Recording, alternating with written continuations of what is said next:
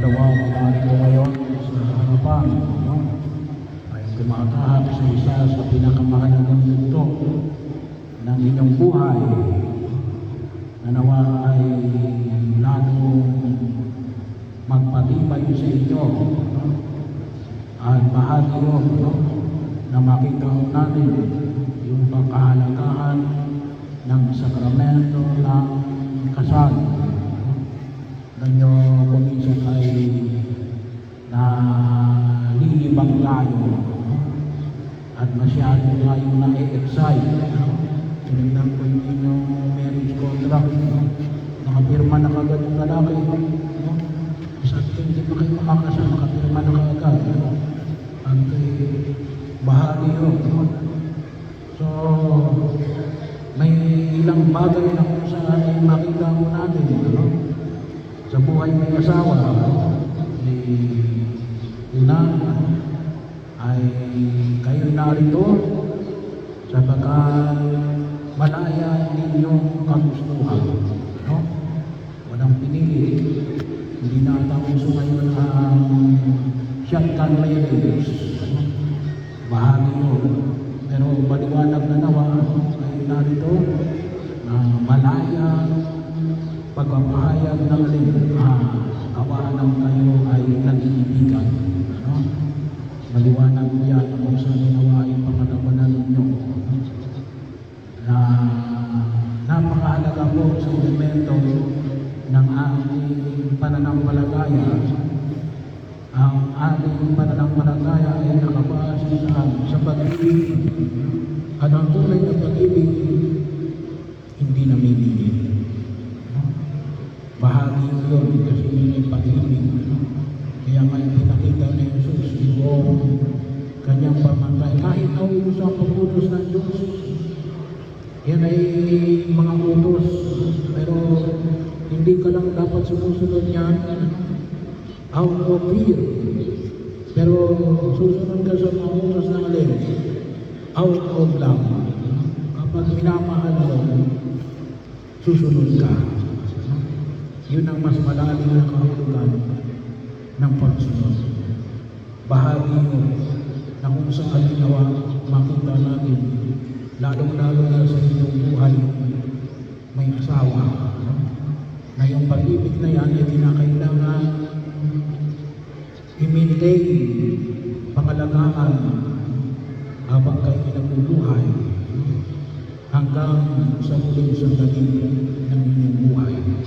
At yun ay higit na makikita sa pamagitan ng mga anak na inyong isisilaw. Doon yung huhubugi sa pag-ibig. Kaya rin kayo narito, gawa ng pag-ibig ng inyong mga magulang na handa kayong ibigay. Bahagi yun, kaya may pagkakabit namin sa ikakasal, ginagaling ng mga magulang. Bakit? Ay, itong tao nito ay nalagaan mo, pinakain mo, pinag-aral mo, pinayuhan mo, ay ibibigay mo ngayon doon sa taong kanyang ibig. Bahagi yun na kung saan makita namin. Kaya yung ibang ito nakita, iiwan ng ina, iwanan ng ama ina, at magsasama silang dalawa. At ang sino mang pinagsama ng Diyos ay huwag pag-iwalayin ng tao. Ano makita ninyo yan? Kung minsan yung procession, na anong binibigyan natin ng pansin. Picture taking, biro niyo, mahigit 30 minutos yung picture taking. Procession lang. Sabi ko kalimutan kapag kinakasal, kapag ang schedule natin ng alas 10, dapat alas 10, tayo nagbibisa na. Ay bahagi yun. Baka mamaya malibang kayo sa mga bagay natin na hindi masyado yun ang pagtutunan natin ng pansin. Mahalaga may picture taking kayo. Pero, makita ninyo natin, ibinigay ako ng lalo na po ng tatay ko sa papapangasawa ko. Pumapasok niya sa ating isipan yun. Bahagi mo yun. Na makita ko na, napakabigat yun. napakabigat noon. Na ngayon, alin, para sa inyo, ang pangunahing inyong pagkilos alin, mas una na ngayon yung asawa ko. Hindi na yung nanay, yung tatay ko. Ganun lang kasal. Bahagi yun, kaya maliwanag mo sa Ebanghelyo na pakinggan natin. Sa Ebanghelyo sa Mateo, iiwan ng lalaki ang kanyang ama at ina at magsasama sila ng kanyang asawa at sila'y magiging isa. Pangalawa, bahagi rin na huwag namin kalimutan na tayo narito, sapagkat bigay kayo ng Diyos. Nakita ninyo na ang taong ito ay bigay sa inyo ng Diyos at kayo rin naman ay binibigay niyo inyong sarili sa inyong mapapangasawa at naniniwala kayo na yung inyong mapapangasawa ay pinagkaloob ng Diyos. Kaya kayo ngayon ay narito upang inyong pakinabangan ng inyong biyaya ng pagliligtas o may kapal.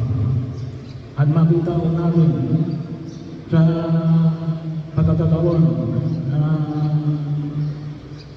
huwag natin kalimutan ng Diyos. Kasi sa sakramento ng kasal, kung tusin, it takes three to make it. Ano yun? Yung babae, yung lalaking ikakasal, at yung pangatlo yun ang Diyos. Kaya pagkatapos ng inyong kasal, huwag iwanan ng Diyos. Hindi pa kasi iwanan ng Diyos pagkatapos ng kasal. Nakalimutan na ang Diyos. Bahagi yun. Kaya po, bahagi kapag nawala sa picture ng Diyos, ay, sabi nga ako natin, ay dadamatin. Kaya nga kayo ay narito, gawa na kayo na inyong kayo ay ipagkaisa. Kasi marami naman ikinasal. Merong mga ikinasal sa panig. Merong kinakasal sa panig. Yung iba natin mga katutubo. Pero kinakasal sila sa panig. Yung iba naman yun din. Kinasal sa West. Kinasal sa Mayor. Pero kayo kinakasal kayo sa harapan ng Diyos. Ako po ay nagpamahala lamang. Paglawa, makita ninyo yan. Bakit? Kasi gusto ninyong alin na gabayan kayo ng Diyos. Kaya huwag niyong kakalimutan ng Diyos. Maging pamantayan ng inyong pagkilos. Palagi ninyong ipanalangin ng inyong buhay may asawa at pagtataguin ng pamilyang Kristiyano. Palagi kayong magsimba pag-araw ng linggo. Gabayan kayo ng aming pananampalataya. At nawa kayong makita ako namin na alin, inihiling niyo rin ang tulong ng buong kapal. Bakit? Sapagkat nais ninyo na itong taong ito, ang nais ninyong makasama at nakikita niyo na alin, dito lalago. Sa babae o sa lalaki ang inyong pangakasalan, dito lalago ang inyong buhay. Bilang tao, dito nyo higit na mapakinabangan ng alin ang biyaya ng kaligayahan na dulot ng Panginoon. Sabi nga ako ng Panginoon, dito nyo matitikman ang luto ng Diyos. Bahagi nyo at alin yung pagkakaluyot ng pagbuo ng sarili pamilya. Bahagi at pinangangalagaan yan ng sakramento ng kasal.